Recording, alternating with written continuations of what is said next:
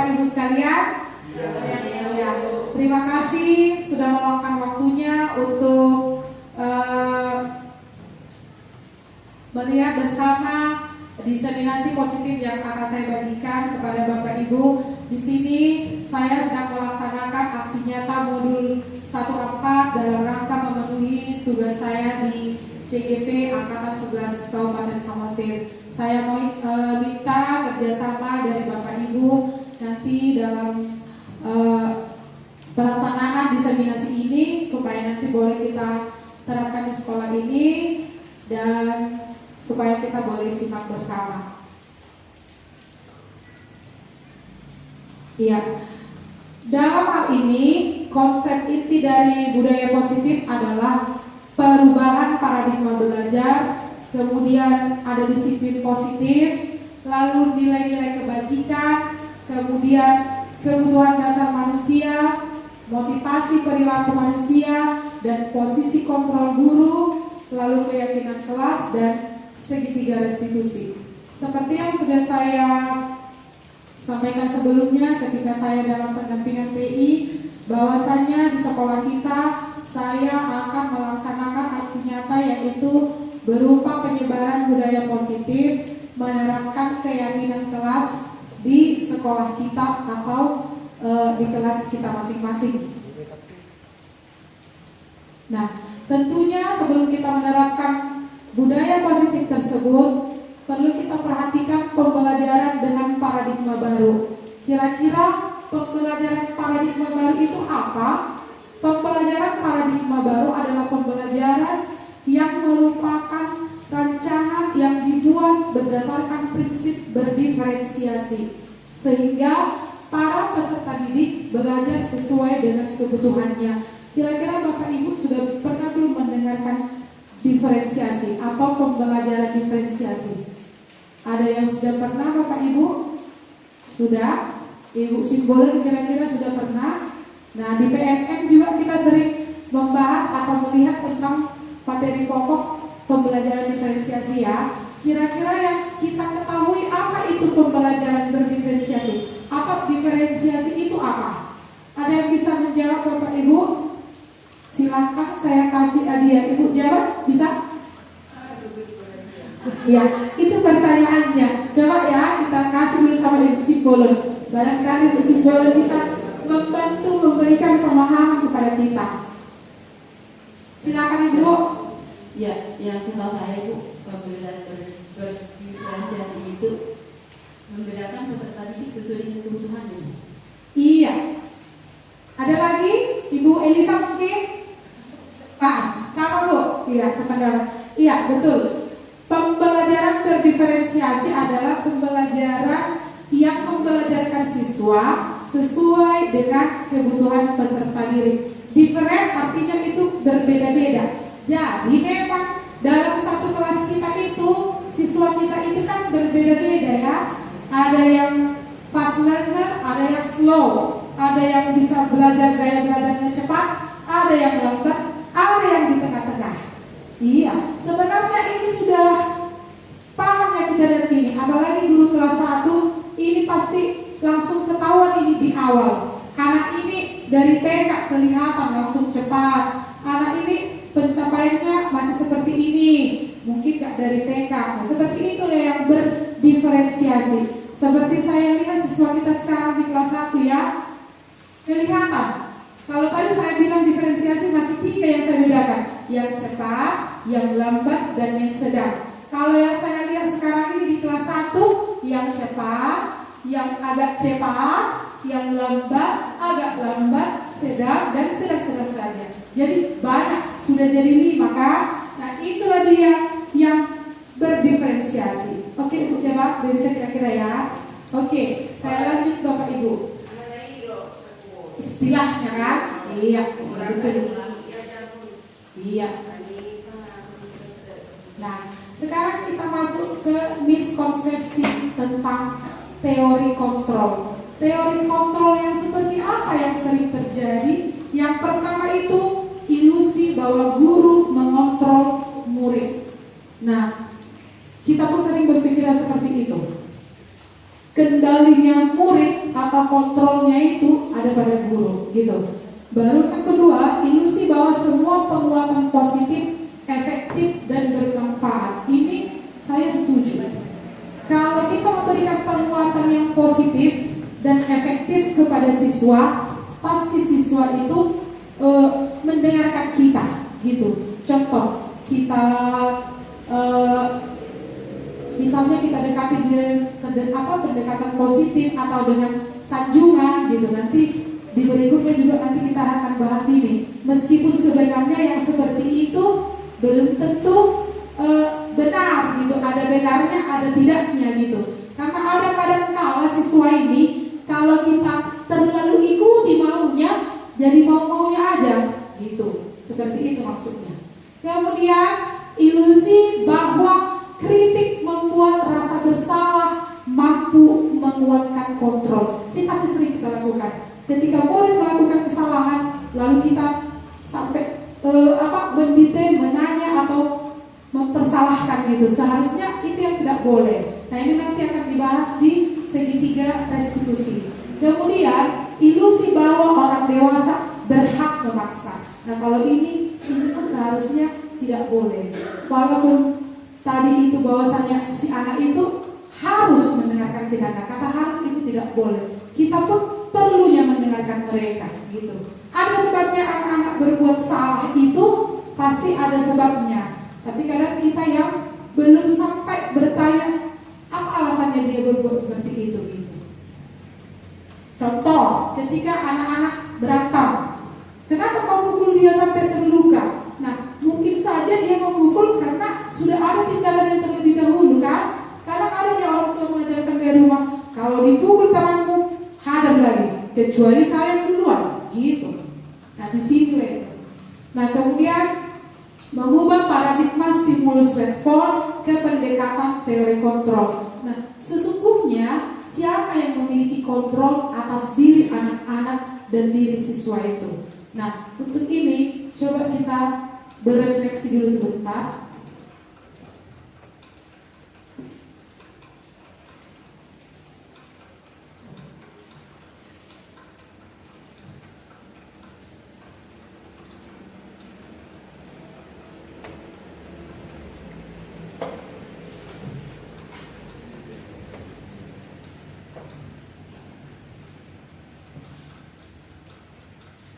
Anda adalah mengepalkan salah satu tangan Anda, kemudian coba bayangkan bahwa Anda menyimpan sesuatu yang sangat berharga di dalam kepala tangan Anda.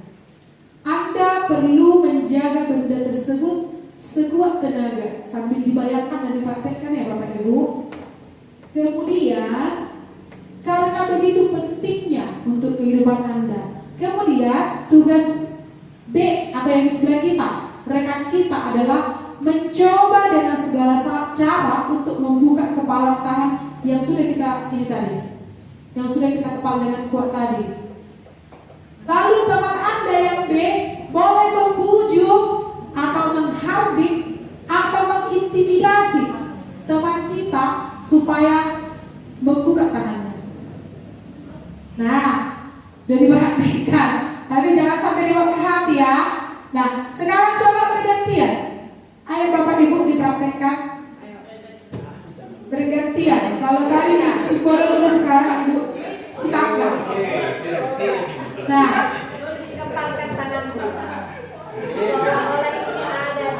ada di dalamnya sesuatu. Terus aku yang mencoba membuka. Berusaha kita lindungi atau kita nggak boleh lepas.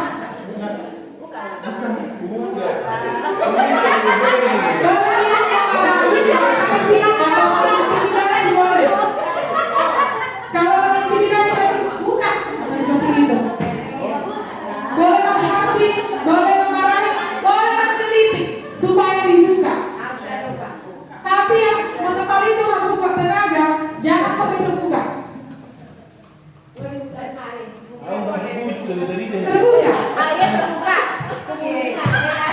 Harusnya jangan sampai terbuka.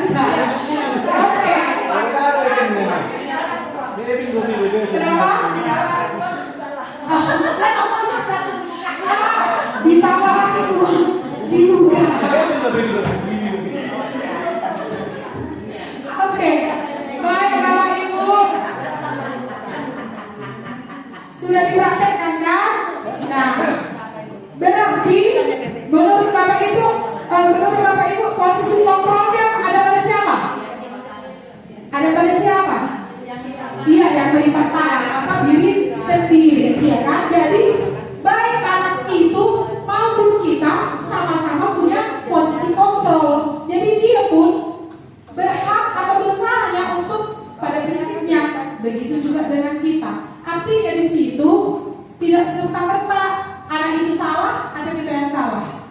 Adanya kekuatan masing-masing yang bisa menguatkan bahwasanya kita itu benar atau dia pun benar. Seperti itulah kita ke siswa gitu. Jadi sebelum kita mempersalahkan harus kita tanya dulu. Atau sebelum kita merasa bersalah perlu kita ketahui sebab akibatnya dari siswa itu. Gitu. Bisa sampai di sini Bapak Ibu? Oke, lanjut. Berarti sudah bisa kita jawab siapa posisi kontrol ya. Sepertinya nggak nyampe ini 2 jam. Ya, nah nilai-nilai kebajikan. Nilai-nilai kebajikan apa yang bisa kita temukan ketika kita menanamkan posisi kontrol tadi? Ada beberapa nilai-nilai kebajikan sesuai dengan profil pelajar Pancasila. Yang pertama itu mandiri, bernalar kritis, berkebinekaan global, kemudian gotong royong, dan kreatif. Ada lagunya kan Bapak Ibu, masih ingat? Masih sering kita praktekkan dengan siswa kita. Ya mudah-mudahan setelah ini nanti kita praktekkan lagi ya, supaya semakin diingat. Nah, di samping itu terkait posisi kontrol tadi, ada beberapa kebutuhan dasar manusia. Apa itu yang menjadi kebutuhan dasar? Kebutuhan dasar manusia itu adalah segala sesuatu yang kita lakukan untuk mendapatkan apa yang kita inginkan. Baik itu berupa tindakan yang memiliki tujuan tertentu dan semua usaha terbaik kita dalam rangka memenuhi kebutuhan kita. Apa-apa aja? Ini dia. 5 kebutuhan dasar manusia. Yang pertama itu adalah bertahan hidup. Semua manusia memerlukan untuk bertahan hidup. Kemudian menginginkan kasih sayang dan rasa diterima. Lalu memiliki perasaan. Perasaannya itu perlu dihargai. Lalu ingin bebas. Bebas dalam arti bukan semena-mena atau sesukanya. Dan kebutuhan dasar yang terakhir adalah kesenangan. Saya suka nyanyi-nyanyi, suka karaoke, jadi itu kesenangan saya. Anak ini suka main game, jadi nggak boleh saya paksa harus membaca. Siswa ini suka membaca, tapi nggak boleh kita paksa untuk harus menulis, karena memang kesenangannya di situ, kesukaannya di situ, itu dia. Jadi andaikan bisa saling memahami atau bisa kita mampu memenuhi kebutuhan dasar manusia itu tadi, mungkin siswa itu pun akan demikian. Kita mengerti, kita sayangi, pasti dia dengan sendirinya dalam tanda kutip mau melaksanakan apa yang kita minta gitu. Oke, kita ke restitusi dan segitiga restitusi. Sudah pernah dengar kata restitusi kira-kira Bapak Ibu?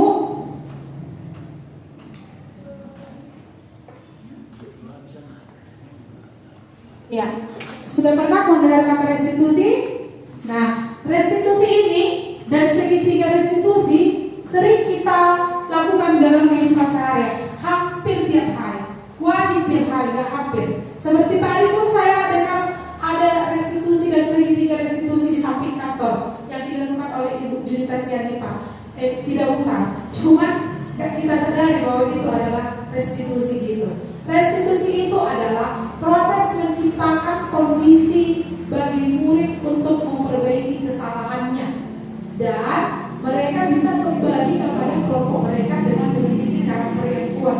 Kalau tadi yang saya dengar, kenapa kamu ambil uang si A? Rupanya dia tidak mengakui, ya kan Bu? Nah, harus di sinilah yang terjadi tadi yang dilakukan Ibu Sidabutan itu adalah salah satu contoh atau upaya penerapan restitusi melalui segitiga restitusi yang saya dengar, di mana segitiga restitusi ini diterapkan dengan cara yang pertama identitas siswa, kemudian validasi tindakan yang salah, lalu kesimpulan atau mengakui. Tadi yang saya dengar itu Ibu Sidabutan bertanya, kenapa kamu ambil? Untuk apa kamu ambil? Lalu dia jawab, saya nggak ada Bu, gitu. Jadi sebenarnya itulah pola atau pelaksanaan segitiga restitusi yang tepat untuk siswa kita. Ketika satu siswa melakukan kesalahan, jangan kita langsung menyalahkan, gitu ya. Harus kita cari dulu atau tanya dulu. Lalu jangan kita membuat dia merasa bersalah duluan sebelum kita tahu akar masalahnya seperti apa gitu. Dan pasti dia akan mengakui apapun itu. Baru setelah siswa tersebut mengakui, kita berhak melakukan apa? Kontrol terhadap dia, bahwasanya yang dilakukannya itu salah atau bahwasanya dia harusnya seperti ini. Gitu. Jadi untuk kedepannya supaya saling kita perhatikan begitu. Jangan langsung menghakimi gitu. Nah yang berikutnya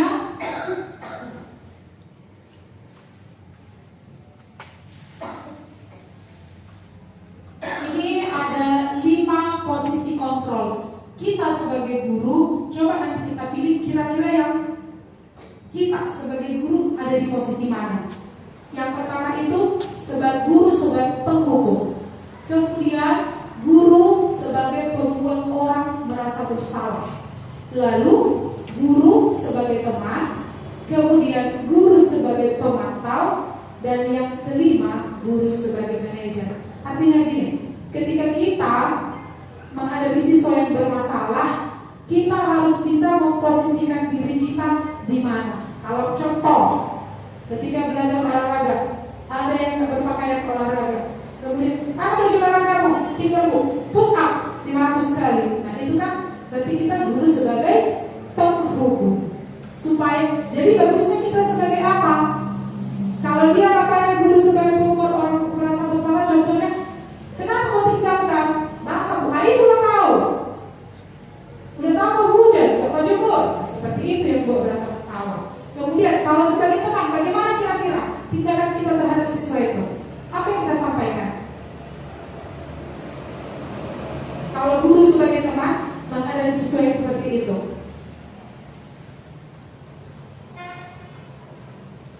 pasti kita bilang kan, kalian nah, makanya sebelum datang ke sekolah perhatikan dulu ya, pakaian untuk besok harusnya kau jemur dulu ya. Nah seperti itu yang kita sampaikan. Kemudian sebagai pemantau, boleh kita tanya, kenapa rupanya basah?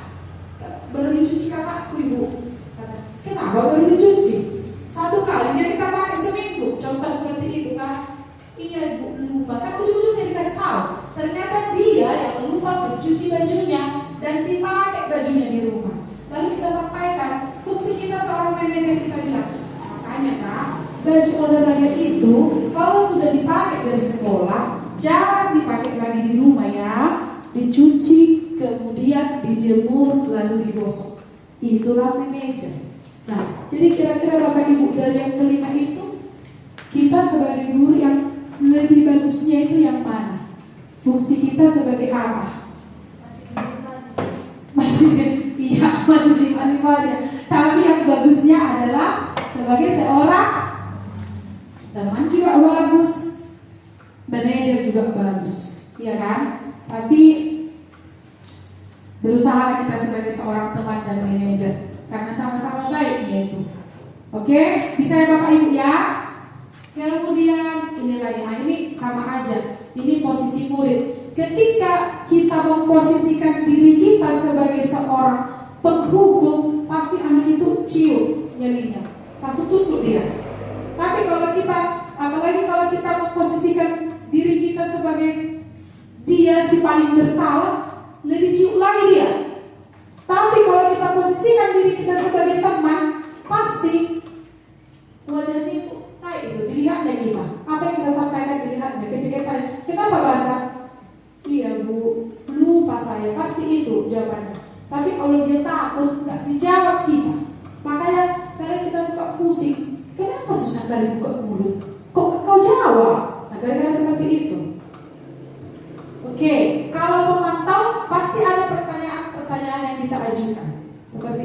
maksudnya. Nah, ketika kita seorang manajer, si siswa beranggapan bahwa dia akan berani mengungkapkan pendapatnya. Baik Ibu, kedepannya saya tidak akan mengulangi lagi. Besok-besok aku pakai lagi bajuku di rumah. Itu yang disampaikannya kalau kita memposisikan diri kita sebagai seorang manajer. Gitu. Oke, sampai di sini bisa ya Bapak Ibu?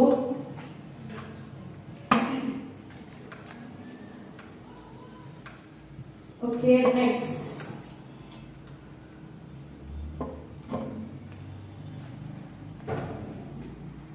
Iya. Nah, saat ini untuk semua yang kita lakukan tadi, yang paling utama di sini adalah apapun yang kita kerjakan di kelas atau semua yang kita sampaikan kepada siswa itu, kalau tidak adanya kesepakatan antara kita dan siswa untuk menjalankan itu semua, maka sia-sia. Capek-capek kita mengajari, gak akan masuk itu, gak akan sampai kepada mereka. Ketika kita dan siswa tidak punya chemistry, bagaimana supaya ada chemistry antara kita dan siswa? Seperti yang kita sudah laksanakan, dan semalam juga saya sudah buat di kelas 4A, bahwa saat ini kita akan membuat keyakinan kelas di kelas masing-masing. Sebelum kita buat di kelas masing-masing, mari kita lihat apa itu keyakinan kelas.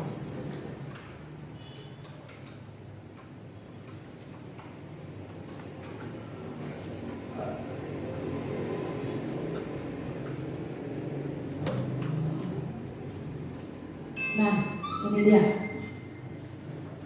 Kita akan membuat keyakinan kelas masing-masing, tapi ini baik wali kelas maupun guru bidang studi. Sebelum kita memulai pelajaran di kelas, kalau kita memiliki kesepakatan atau keyakinan kelas kepada siswa kita, saya jamin apapun yang kita sampaikan pasti berhasil. Setidaknya pencapaian bukan hanya dalam tentang materi saja, nyampe sesuai kurikulum. Paling tidak anak-anak itu sudah memiliki karakter. Nah, kira-kira coba kita lihat dulu, mengapa keyakinan kelas? Mengapa tidak peraturan kelas? Bapak Ibu coba kita renungkan, apa bedanya keyakinan kelas dengan peraturan kelas? Atau ada nggak bedanya keyakinan, kesepakatan dengan peraturan? Kita di sekolah punya peraturan kan? Berpakaian lengkap, untuk siswa ada, untuk guru ada. Itulah peraturan. Kalau keyakinan maksudnya seperti apa?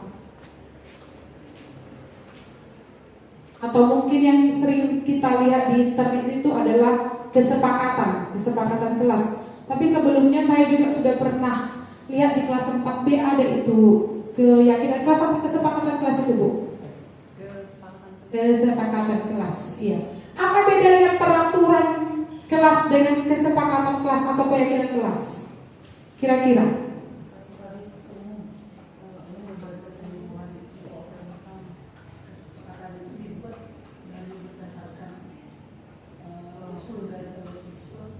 Iya, coba dulu kasih dulu mikrofonnya Bu, lembut kali suara Ibu ini.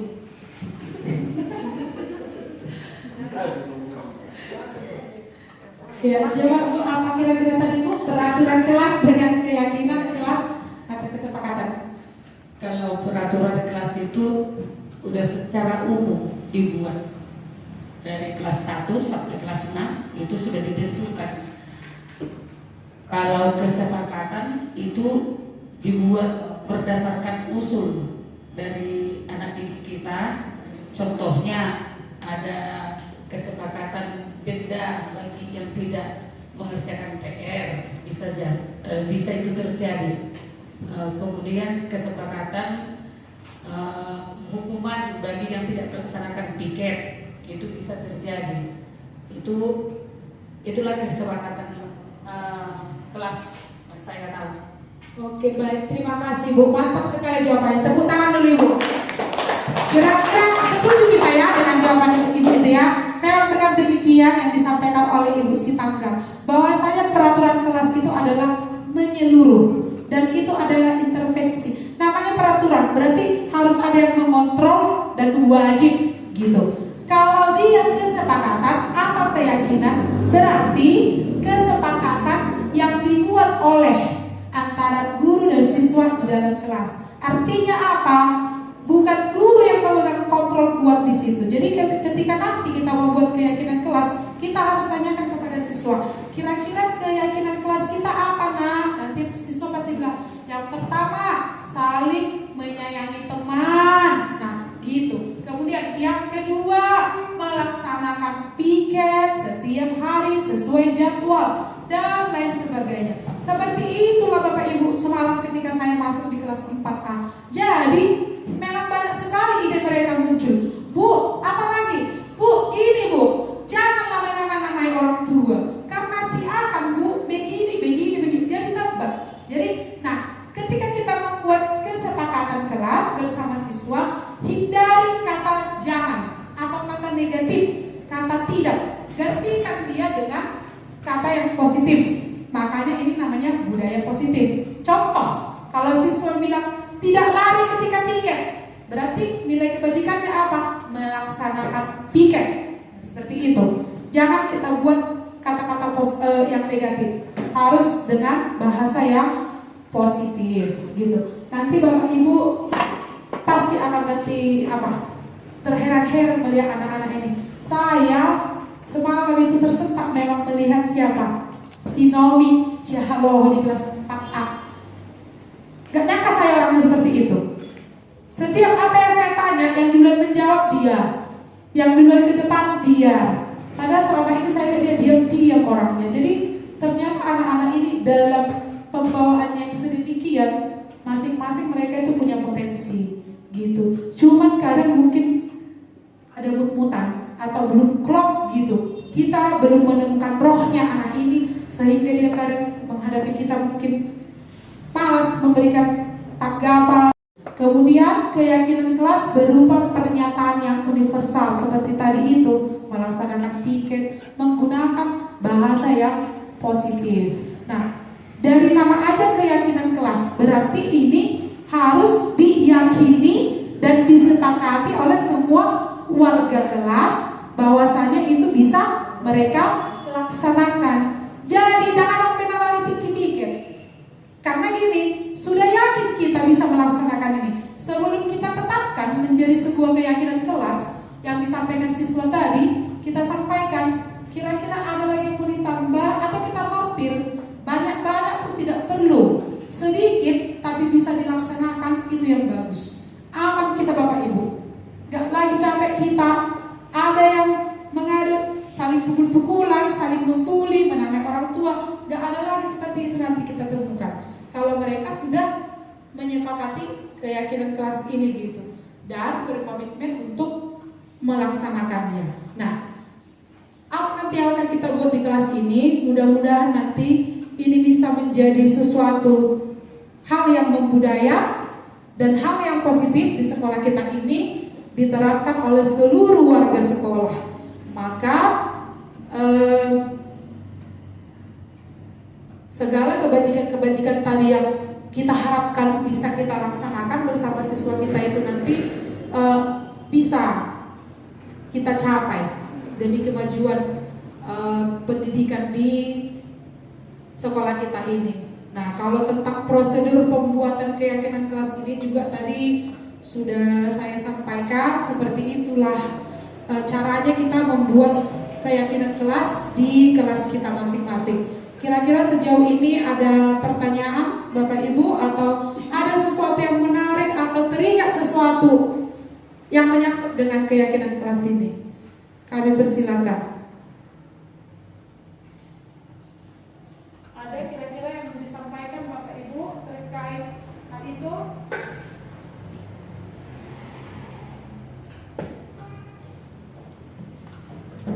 Nah, kira-kira Bapak Ibu sudah yakin bisa membuat keyakinan kelas di kelasnya masing-masing? Bisa berkomitmen membuat itu? Baik. Oke, demikianlah pemaparan saya tentang diseminasi budaya positif di SD Negeri 1 Pademangan 1. Besar harapan saya kita semuanya dapat melaksanakannya dan mengaplikasikannya di kelas kita masing-masing, sehingga ini menjadi sesuatu budaya positif yang akan kita teruskan dan laksanakan. Kita komitmen bersama-sama di sekolah kita untuk melaksanakannya. Sekian saya ucapkan terima kasih. Terima kasih Bapak Ibu. Terima kasih.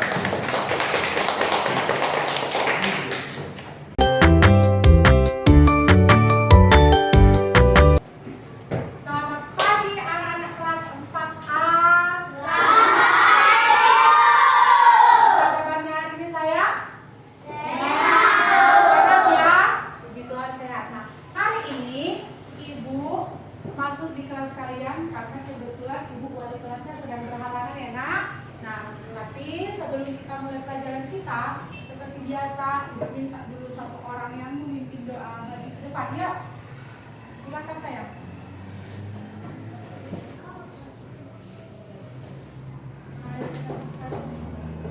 Tuhan kami akan belajar berdoa kami ini supaya bisa menjawab semua pertanyaan yang diberikan oleh guru kami dan juga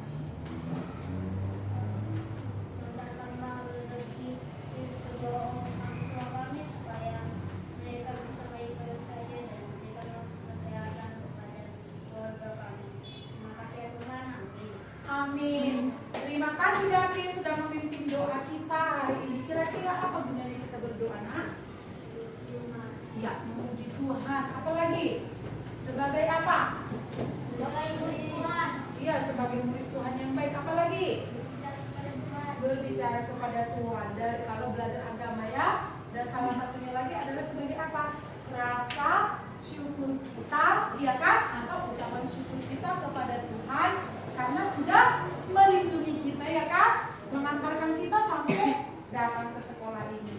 Nah, sebelum kita memulai pelajaran kita, Ibu tanya dulu semuanya masih semangat? Bagaimana kalau kita tepuk semangat dulu? Siap? Tidak tepuk semangat?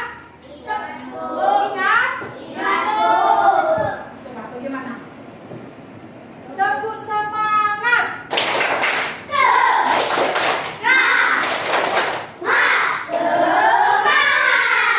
Keren, kelas 4A keren. Nah, baik. Sebelum sampai ke pembelajaran kita hari ini, Ibu mau sampaikan sesuatu kepada anak didik kami.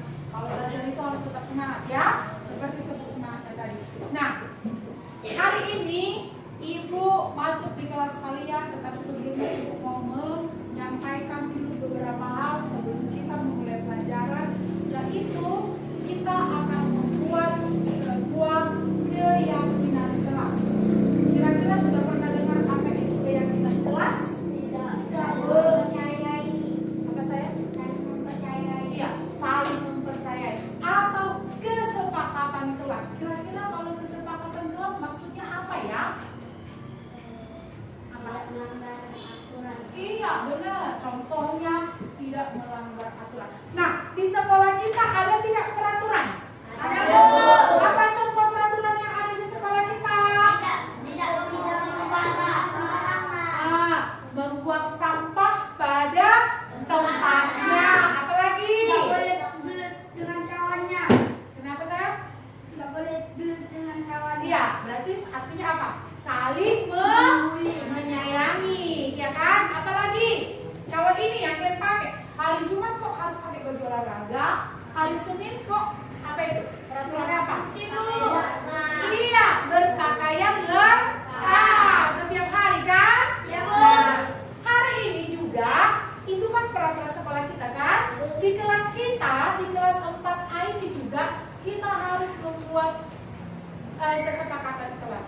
Beberapa kesepakatan atau keyakinan kelas yang kita yakini bisa kita laksanakan. Namanya juga keyakinan karena berarti yang membuat siapa?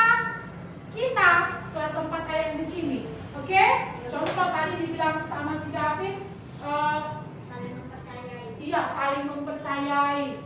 Fungsinya apa? Ketika ada pulpensi Claudia di sini terletak, kalau udah keluar pun Claudia, tetap pulpen ini di sini ada. Tidak akan ada yang mengambil karena saling mempercayai, saling menyayangi teman. Seperti itu dia ya. Nah, jadi hari ini Ibu mau mengajak kita membuat kesepakatan kelas atau keyakinan kelas. Kenapa Bu namanya harus keyakinan kelas? Bukan kesepakatan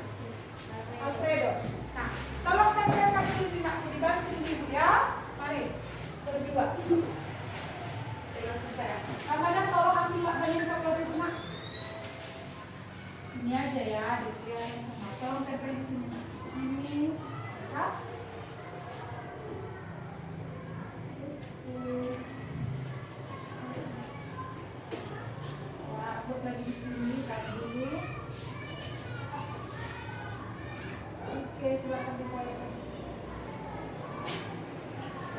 Oke, sini lagi saya.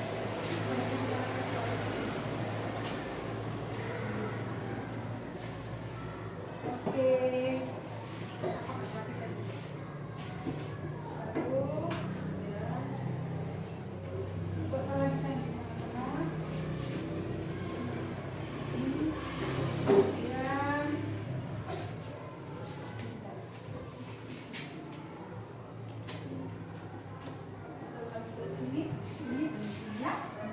Nah, sekarang Ibu akan membagi ini namanya sticky note.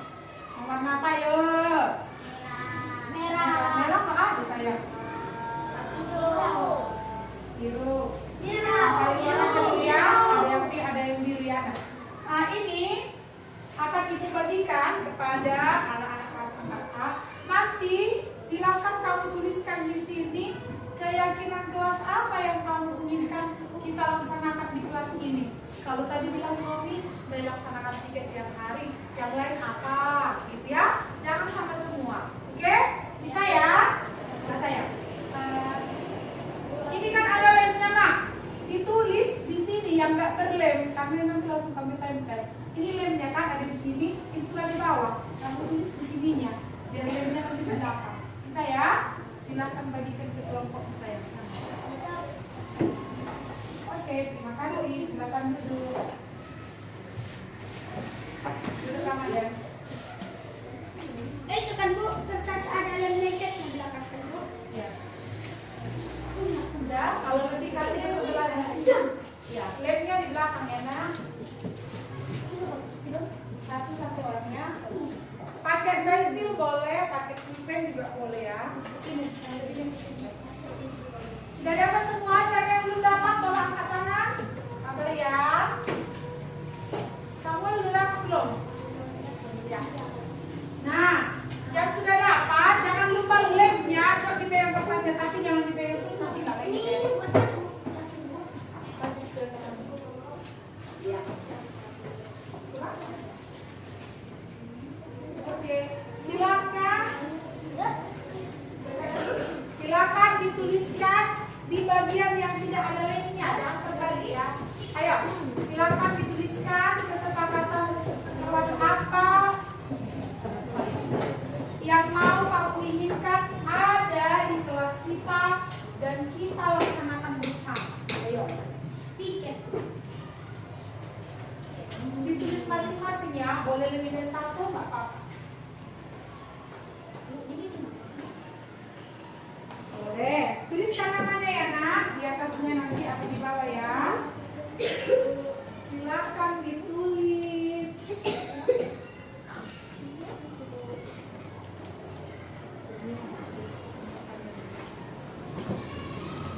Sudah ya Tania?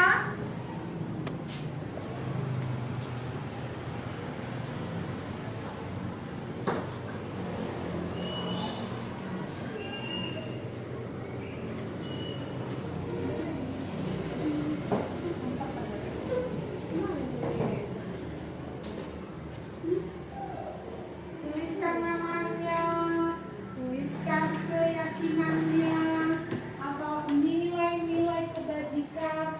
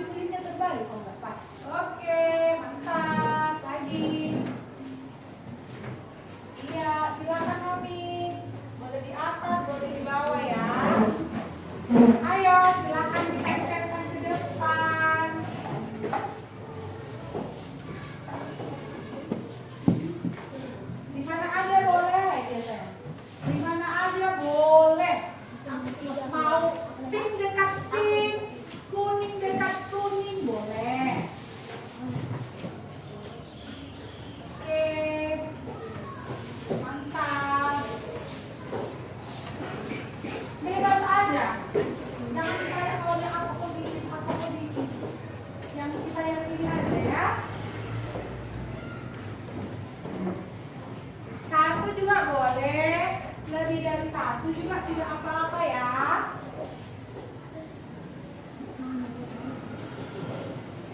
Sudah. Oke, nggak apa-apa Tena. Sebentar. Ada Claudia, ada Anita, ada Naomi, Arjun, Bonita, Benesia, Alfredo, Angelica, Gisel, sama Aileen. Ayo, yang lain ayo. Nesan ayo. Ayo udah. Ayo, tuliskan nak. Adriel, udah. Tuliskan ya. Sudah, Brilian, sudah nak. Boleh 1, boleh 2, boleh 3. Kalau 4, mantap, keren. 1 pun bagus ya, apa-apa. Nanti kita akan lihat lagi, ya. Pasti nanti pemikiran kamu dan temanmu pasti ada beberapa yang sama. Itu pasti. Karena anak-anak kelas 4 akan kompak kan, ya kan? Iya, Bu. Ayo, yang belum yuk. Oke, Brilian, silakan tempelkan. Barisan ini berapa orang lagi? Nah, 2 ya. Dari sini berapa orang lagi? 2. Ramadan sudah? Oke. Dari sini 2 orang lagi. Oke. Sirdo sudah, Sirdo? Belum. Ayo. Kalau tinggi yang agak di atas lah, bisa nanti teman-temannya. Bisa pakai berdak? Tidak, boleh. Oke, ya. Oke.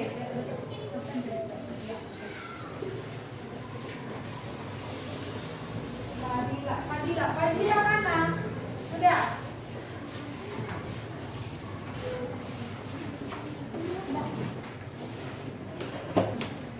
Ayo, siapa lagi yuk? Ayo, ayo, Ramadan yuk. Sudah?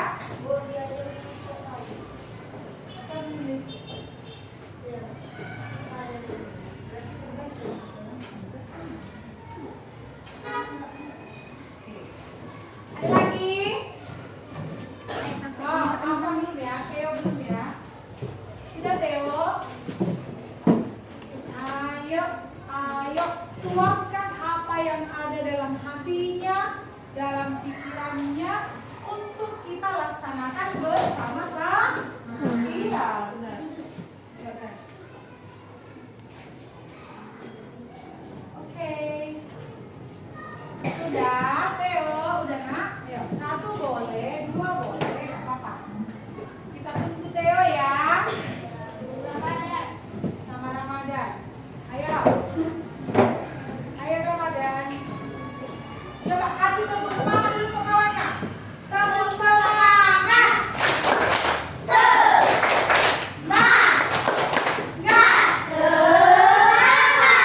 Oke, semangat Theo. Sudah nak? Coba lihat, angkat dulu nak. Oke, udah bisa tuh, udah mantap. Ayo, silakan tempelkan ke depan. Ramadan sudah? Theo, tulis namanya nak. Gak apa-apa, kalau 1, gak apa-apa, gak masalah. Kalau 2 pun gak apa-apa. Ayo Theo, tempelkan anak. Oke, namanya bersih ya.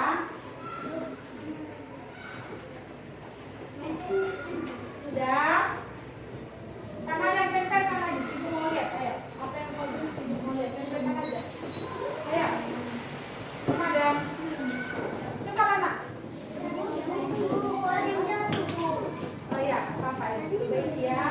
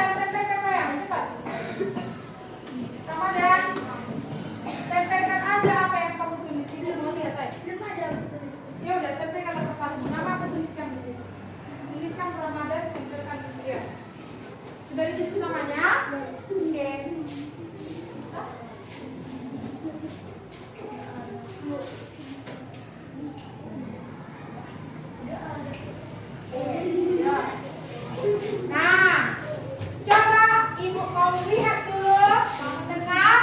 Apa yang ditulis temannya mau? Ibu baca dulu satu persatu ya. Sirian katanya mentaati, apa Sirian Nak? Ayo. Mentaati pelajaran dengan baik, juga menghormati guru dengan baik. Oke. Arjun tidak membuli, tidak mengejek. Berarti ini saling menyayangi teman atau saling menghormati. Mantap. Alfredus tidak boleh memukul, tidak boleh kabur dari piket, tidak boleh ribut. Berarti Alfredus menuliskan saling menghormati dan melaksanakan piket, ya kan? Oke, mantap Alfredus. Lionel menjaga kebersihan kelas dan sekolah, kemudian membuat banyak kerajinan atau keterampilan. Wow, mantap, kreatif ya. Angel tidak ribut di dalam kelas, tidak mengganggu teman. Sama tadi kan dengan beberapa temannya kan? Berarti artinya di situ saling menyayangi dan menghormati teman. Oke. Kemudian Dwi, mana Dwi? Yang mana Dwi? Oke. Katanya tidak boleh membuka sepatu, tidak boleh lari dari piket, sama tadi kayak Alfredus. Tidak boleh membuli teman, ya. Saling menghormati dan menyayangi teman. Kemudian apa? Memakai sepatu, ya kan Nak? Berarti tidak pakai sendal ke sekolah kan? Memakai sepatu. Ada nggak di kelas ini yang pakai sendal? Kenapa mereka pakai sendal? Jangan pakai sepatunya dia Nak. Jangan dulu teman. Iya, kecuali kalau lagi sakit kakinya, misalnya nggak boleh pakai sepatu karena takut tertekan. Boleh pakai sendal, nanti disampaikan sama bapak ibu guru ya ketika di gerbang. Oke. Kemudian Samuel, jangan berkelahi di kelas. Iya, berarti harus saling berteman, ya kan? Menyayangi teman. Lalu David Syaraan membuang sampah pada tempatnya, tidak mencaci maki, tidak membeda-bedakan teman. Artinya di sini saling menyayangi dan menghormati teman. Bisa? Bisa? Oke. Kemudian Hanita tidak berbicara saat guru menerangkan. Iya, bagus. Berarti ini maksudnya apa Nak? Menghargai bapak ibu guru ketika menjelaskan. Iya kan? Setujunya? Setuju, Bu. Benar gak yang disampaikan Hanita? Benar ya? Atau menghormati guru. Kemudian Claudia tidak mengejek teman, tidak menaiki kursi, tidak berantem. Ya, berarti saling menyayangi teman. Siapa yang suka di sini menaiki kursi atau meja ketika jam belajar? Karena ketika guru nggak ada. Jangan dilakukan lagi anak ya. Tidak boleh ya Dek ya, gitu kan di TikTok ya. Jangan ya Dek ya. Nah, Bonita tidak membuang sampah di bawah laci.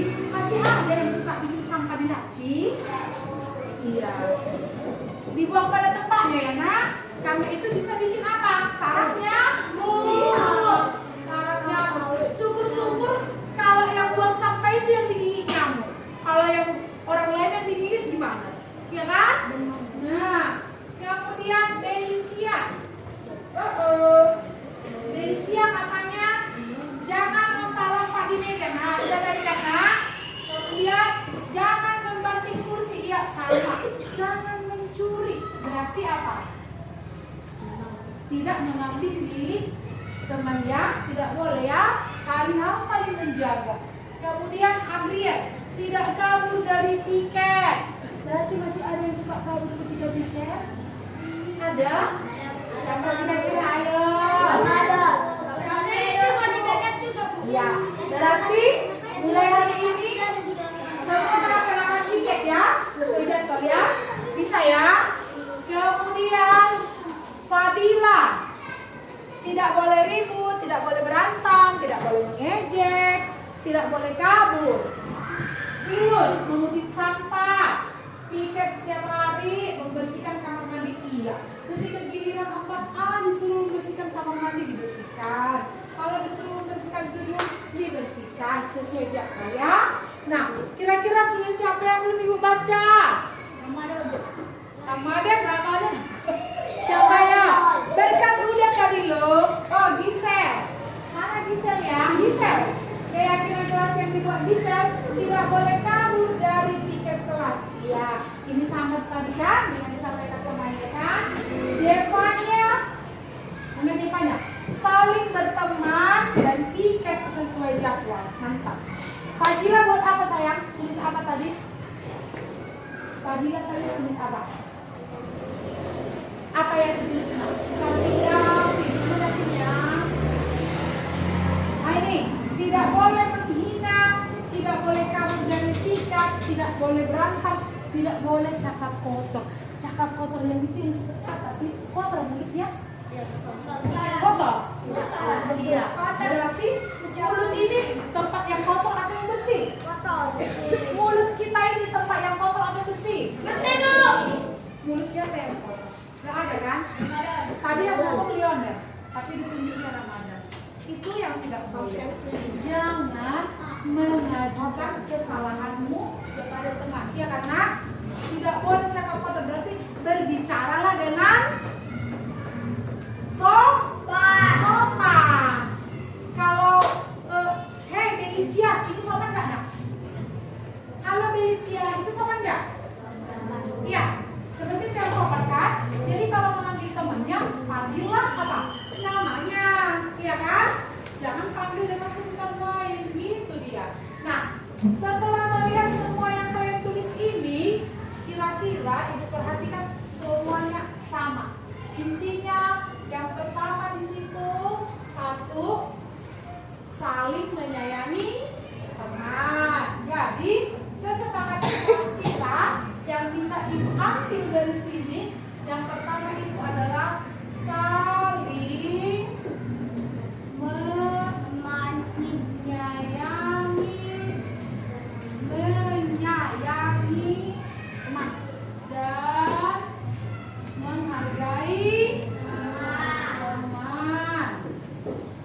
Yang kedua, menghormati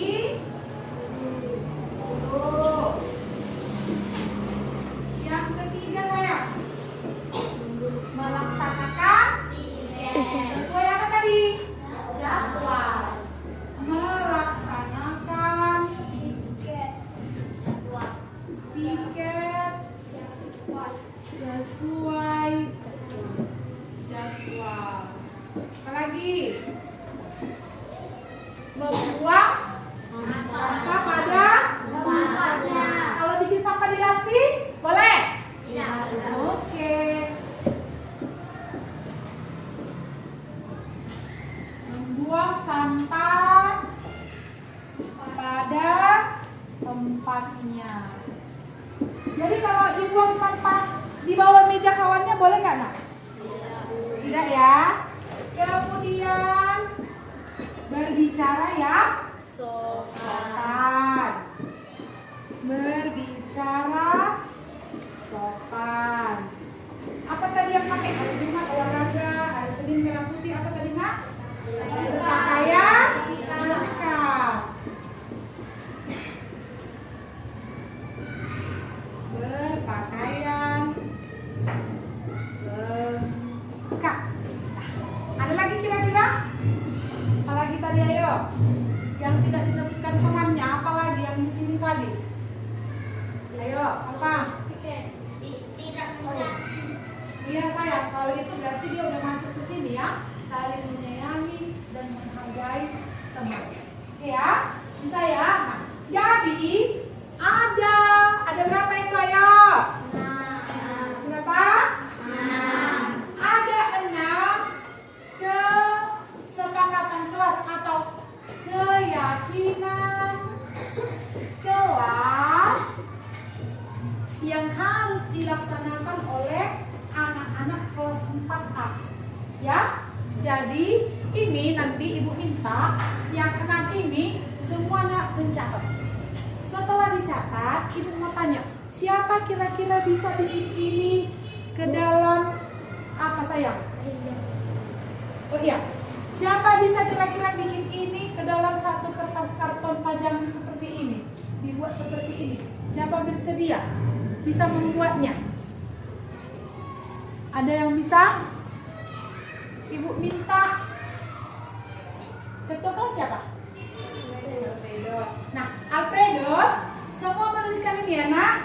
Tapi Alfredos nanti setelah dituliskan ini, buatkan dalam bentuk seperti ini. Kemudian ditempelkanlah di dinding kelasnya supaya ketika ada yang berniat untuk melanggar, ayo baca lagi keyakinan kelas yang udah kita buat. Ini loh keyakinan kita, ya. Biasanya kalau orang yang melanggar keyakinan itu berarti apa? Bagaimana? Tidak Menaati peraturan. Iya, tidak menaati peraturan, ya kan? Nah, coba dulu kita baca dulu keyakinan kelas